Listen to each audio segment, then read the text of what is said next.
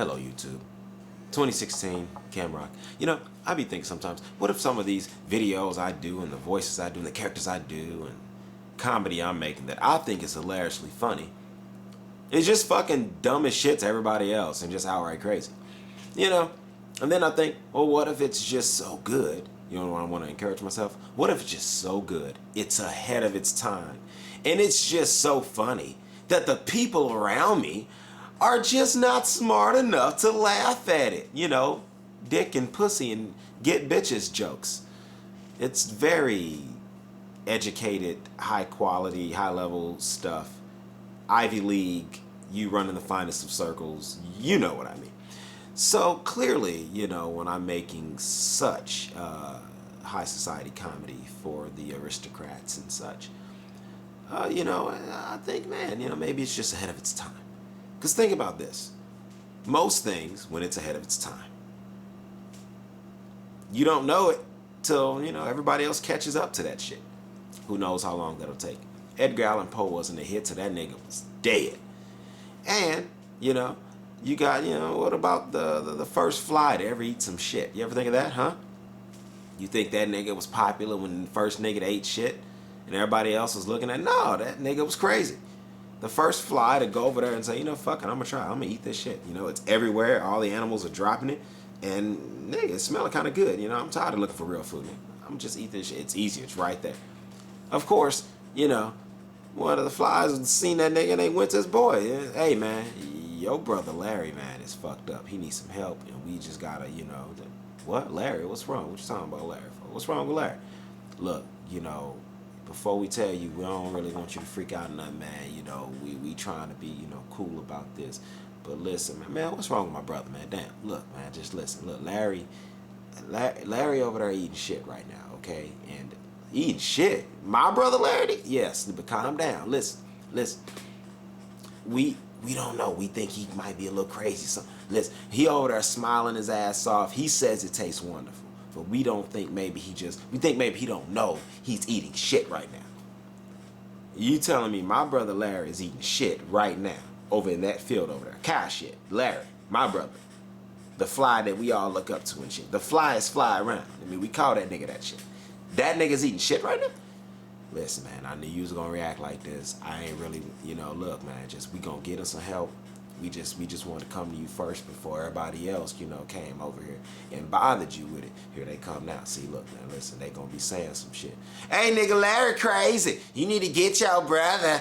Oh, shit, nigga, you need to see Larry, nigga. That nigga in the field eating shit right fucking now, nigga. The nigga's eating shit right the fuck now, nigga.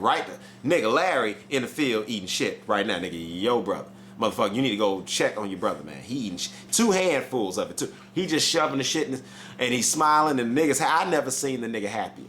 Remember that time we found the first ever albino white fly and he was the first one to get him some of that white fly ass. Remember that shit? And he was really happy and he was smiling and he did it in front of all of us. You know, he was so happy. He was triumphant. He had his hands up like this here. And we were so proud. We said, Larry got him some ass and it was albino fly ass. A white fly, nigga. You ain't never seen a white fly before. Larry found one and he fucked the bitch. We was proud as fuck of Larry that day. But now the niggas fell off. He went from being the greatest nigga fly ever in 2009, which is a hell of a lifespan for a fly for you science nerds out there, to now the nigga eating shit in the field. So, you know, we don't really know what the fuck to do about Larry. See, y'all telling me I go to this field right now, my brother's eating shit, yes! Now, of course, in my story, the flies are niggas. Because niggas is going to just tell you some shit. And you not finna be, you know, yeah, you ain't finna be eased in. Niggas, real niggas is going to come right out and tell you some shit.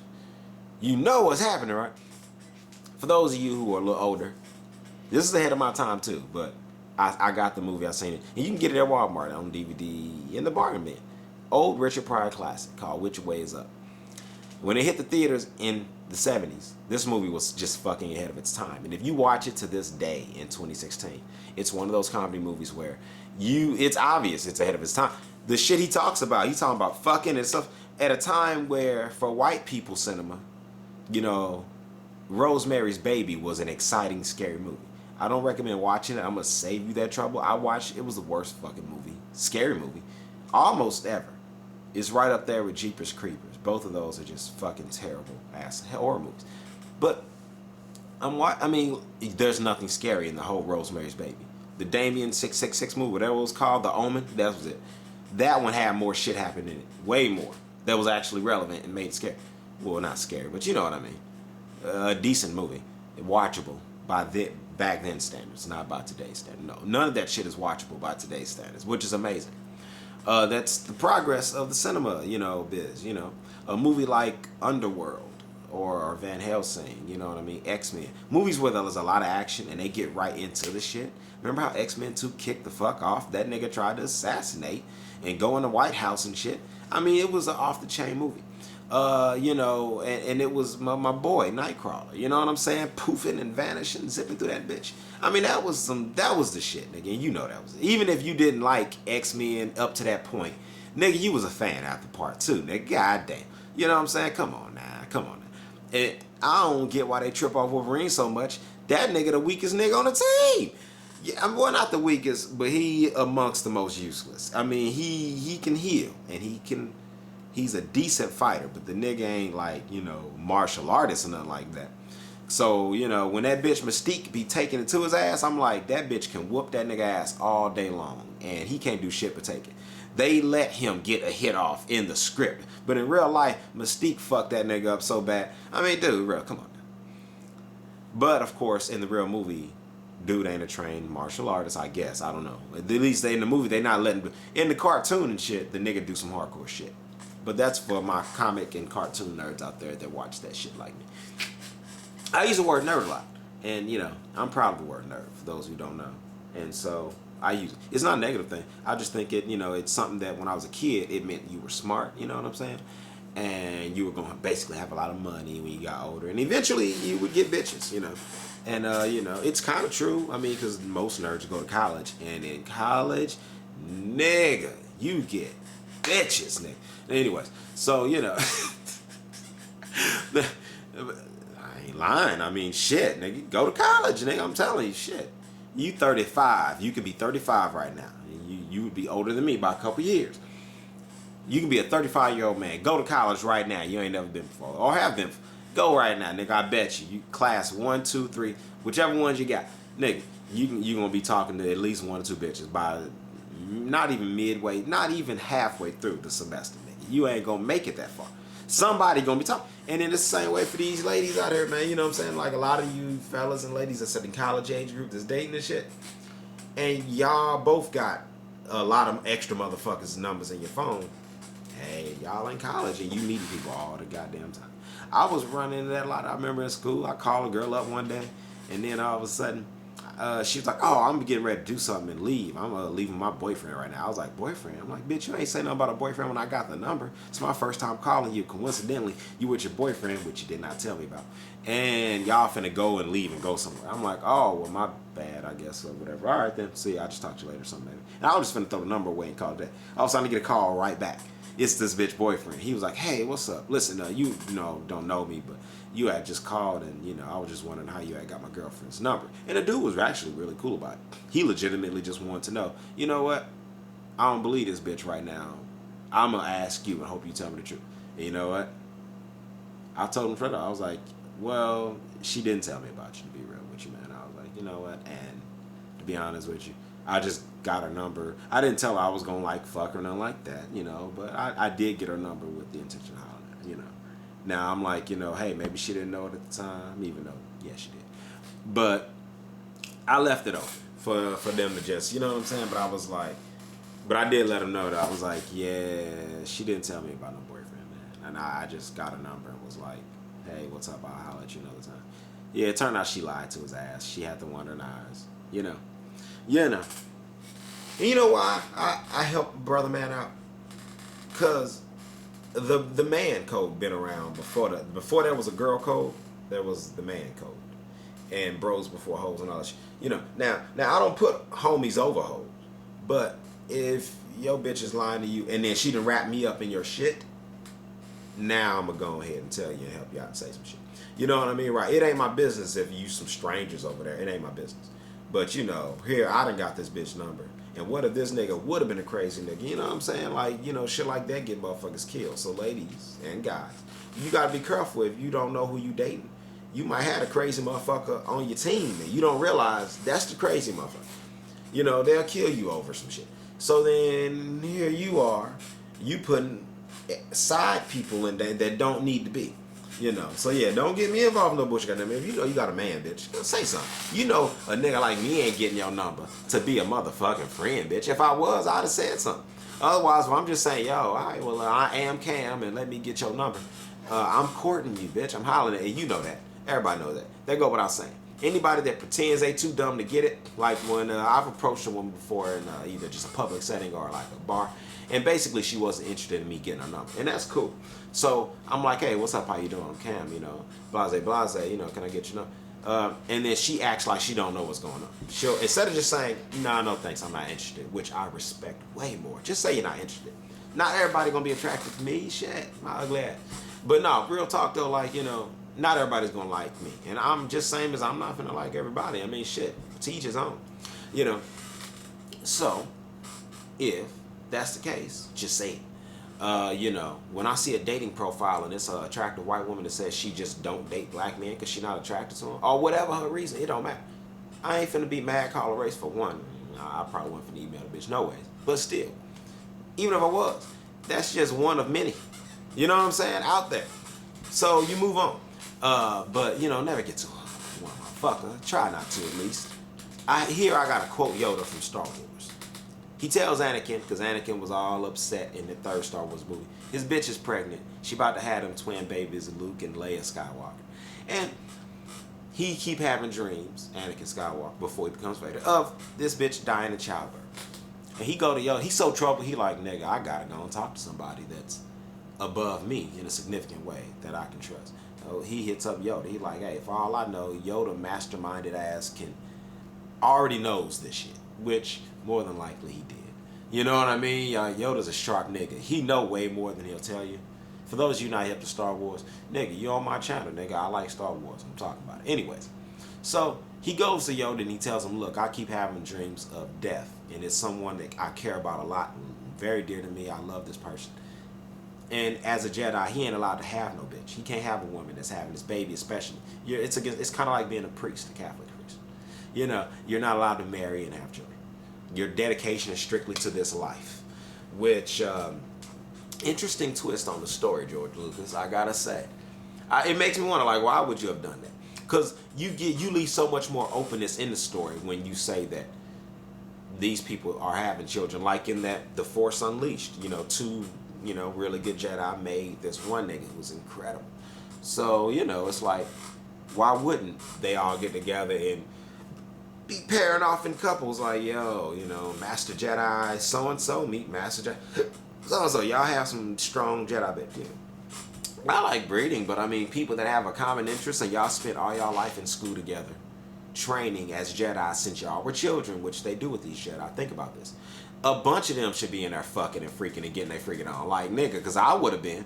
They couldn't have put a nigga like me in a Jedi school. I'm just saying, I know, you know, black people, we joke about sex a lot. And we think about it a lot. We talk about, that's because we keeping it real. I'm keeping it real. As an adult, that's a significant part of my fucking life. My sex life. My dating life, goddammit. If I ain't doing my shit for this and working and doing my whatever job, what else am I doing? I'm either fucking around on social media with friends, or I'm talking to people that I got a sexual interest in. I got this, you know, something's going on. So, and that's human nature, is my point. And so, like, if you in this Jedi school and they getting you around the age of 5 years of age, they was, you know, and they show it in the movie. These kids get in there at the toddler damn near age, because they got to train them to have the right mindset. In addition to, you got to learn to live like this as a child on up. But then, you know, that worked fine and dandy until you hit like 11, 12, 13. 12, 13. That puberty age, right when it's freshman. Then high school, a 16-year-old Jedi nigga that's a powerful nigga that can lift shit. And, you know, and he in shape, nigga been working out. He got his muscle game on. You know, them niggas and the bitches is in shape too. They all lean and fine. They working out. They got their muscle game on. They little tight stomachs is out. They looking all sexy. them niggas gonna be fucking their asses off and pairing off like, yo, I'm finna fuck this tentacly bitch over here. Cause you know they got different species of alien in the motherfucker. So you know you got one bitch with two big long thick tentacles coming out of her head, but the bitch got human parts everywhere. She just, instead of hair, the bitch got two big tentacles. And you know, I ain't gonna lie, you know, nigga, if I lived in a world like that and that's like the only pussy around, I might fuck the tentacle bitch. If she got a normal vagina, like human, I might, you know, if she normal human colored especially. But let the bitch be blue or green, I don't know, I'd have to think about it. But you know what though, I say that shit now, but nigga, real nigga shit, like me and every nigga I know, within 5 months of being fucked an alien bitch. And think about this. Any nigga you know, and I don't give a fuck who he is. I don't give a fuck I don't give a fuck who he is and what he or she does for a living. Within 5 months to a year, man or woman, you gonna fuck somebody if you, let's say you were in some environment where, let's say Earth was inhabited openly by alien plus human. And let's say everybody else around you dating the alien motherfuckers. Let's say they don't look that different, but they look different. Let's say it's like the Star Wars people I'm talking about. They human everywhere else, you know, tits and all that. Men got normal pecs and hands. They just, instead of hair, they got two big long, look like braids going down the back. They just tentacles. That's it.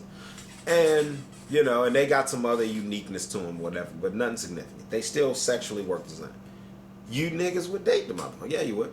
Because I probably would. Let me meet a bitch that's, yeah, I probably would. If she's fine, especially. Because keep in mind, the Star Wars people are still just humans dressed the fuck up. So, you know, it's not too far stretched to imagine it. But yeah, you know, nerdy niggas like me, oh, you know they gonna be lining up to get the alien bitches first. You gonna see niggas with glasses with alien bitches all over that motherfucker, like for real, dude. Having smart ass, athletic as fuck alien babies and shit, nigga, watch.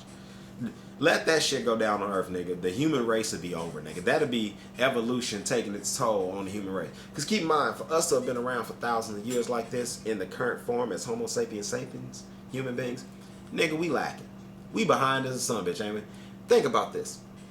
We have not evolved in terms of physically and mentally that much at all in the last 2,000, actually 10,000 years.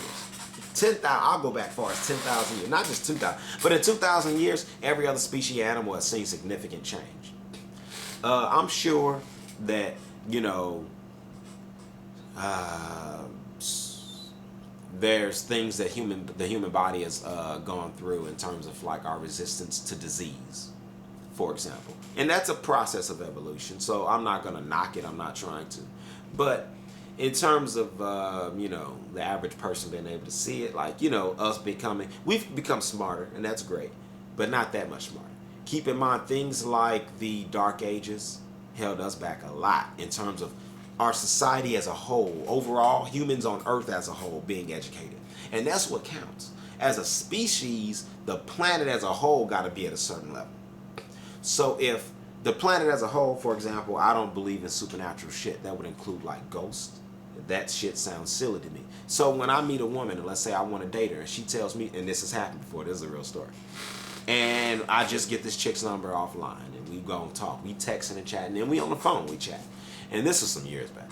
And then, you know, next thing I know, she brings up that one of her side hobbies is, you know, she likes to look into the supernatural and ghost hunting. And her and some friends, they like to, you know, visit the sites where you supposedly is haunted. And, you know, and some of them, she told me she had even, her and her people, they have to pay money, like hundreds of dollars, to have permission to go to these places and bring in their cameras and check it out and record them there, and you know, and then bring in whatever that equipment bullshit they use to see if ghosts are in the room, you know. And I'm just like,